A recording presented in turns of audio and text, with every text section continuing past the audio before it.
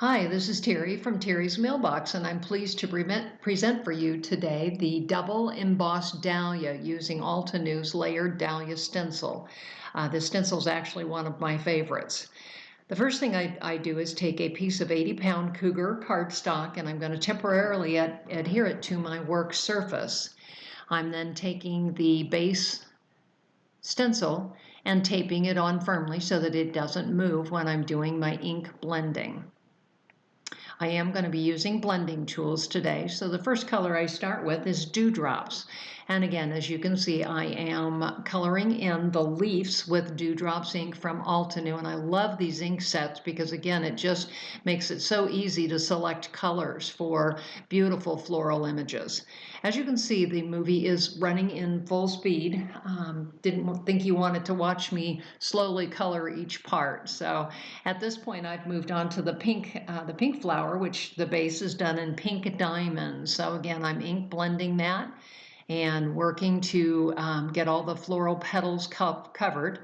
I did forget a couple of leaves up in the top left corner, so I went back to pick those up after I had done the base. The next thing I'm going to do is double check my coloring, and I'll pull up the stencil here on the bottom and check it.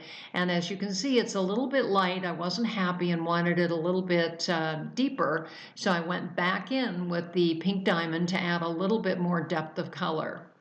The next thing I did was I attached that second layer stencil, and as you can see, I'm using darker colors at this point. So I'm using Pinkalicious and Aqualicious to add the depth and the dimension to these flowers. I just think it really makes them pop, and I just really love the way the final card turned out. So again, still working on those deeper colors. Here is the final blended card, the front of the card, and as you can see, it has a lot of depth to it.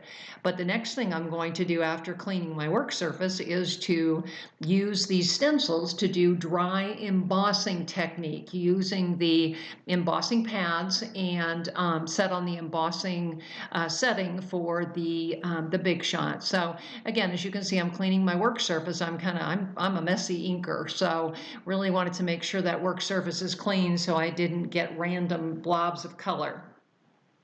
So here I've got that the card again, and I'm attaching the fine stencil to the front of the card, and I'm going to dry heat emboss it, and then I'll go ahead and do that with the second layer as well. So this is actually after I've done the second layer. So as I pull it off, you can see it's got a lot of depth to it. It does have a little cut in it or tear in the cardstock, but again, I can glue that down firmly, which I did by attaching it to a gray cardstock base. The sentiment comes from my favorite set, which is More Than Words from Altenew. I also am showing a couple of extra examples of different color combinations, which I just I love this stencil. So again, visit me on my Instagram and Facebook at Terry's Mailbox.